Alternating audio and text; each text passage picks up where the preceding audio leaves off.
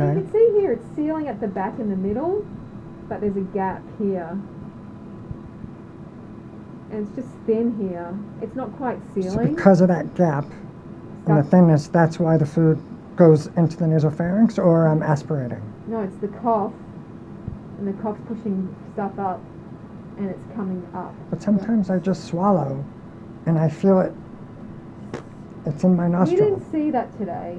But that Okay. may be part of the 20 to 25% of the time piece. Exactly, that we're not seeing. So it's very reasonable that that could be happening when you are swallowing some of the time. This is the mucositis Oh, here, that granulation tissue. Sorry.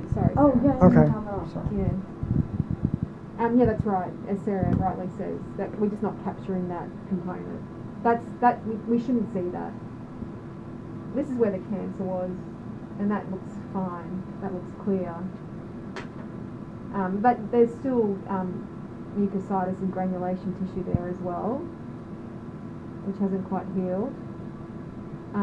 So let me go on to, this was just me just doing a general check, nothing really much to see down low. This is the, when we got you to do the single sip, and you can see that the cough shot it up. That was the single sip, and the cough shot up the barium. Yeah, so you can see those little white spots. All that now. white stuff. that's the barium. Yeah, it's a barium. Okay. But it came up on the cough, not necessarily Not during the swallow. Now Yeah. you're coughing most likely because the liquids are Yeah, and I think things are penetrating. still really raw there too. I think that's the Yeah. other reason why you're triggering this cough. And that's, see, coming up with the cough there. Oh, wow. And then it comes a little bit into the sinus. The sinus is like, the rest of the nose looks fine though, so I wouldn't worry about that question that you had. About infection? Yeah, I think you're fine at the moment. So then we take a look down below. I think I got snowed here by the barium.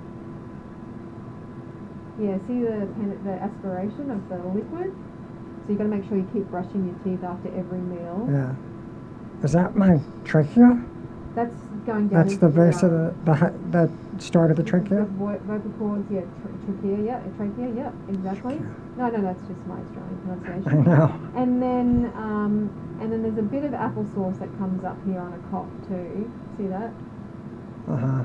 It's trying to get up here, and then it's just not travelling down efficiently at the moment. I actually think that's going to improve as this mucositis comes down, and as we get back into the swallow therapy more aggressively.